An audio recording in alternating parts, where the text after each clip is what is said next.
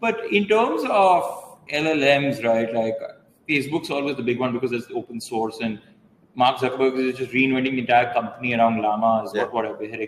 What do you think is going to happen there? Because is open source going to catch up, or the closed source LLMs always going to have some sort of lead? No, open source is actually catching up very fast. In fact, the big guys, like I said, they're hitting this peak.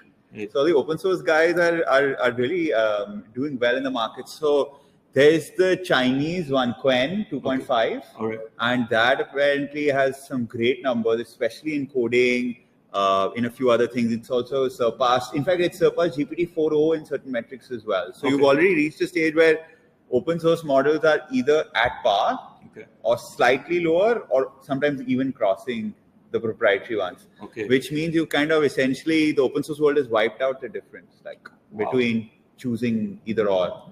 And yeah, if you look at it from a general intelligence perspective, yes, GPT-4o will be the best state-of-the-art model out there, or an Anthropic Claude will be the state-of-the-art model out there.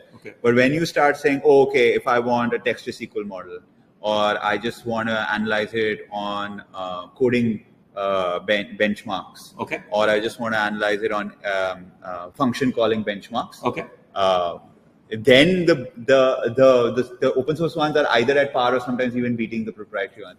Then you actually take a lot of these models and you benchmark, and you kind of put an agentic platform that uses the best parts of each model, and you put them in a workflow together. Like, you can surpass GPT-4o level intelligence very easily, and still have everything running open source. You can put it on-prem, but you have like literally that quality running.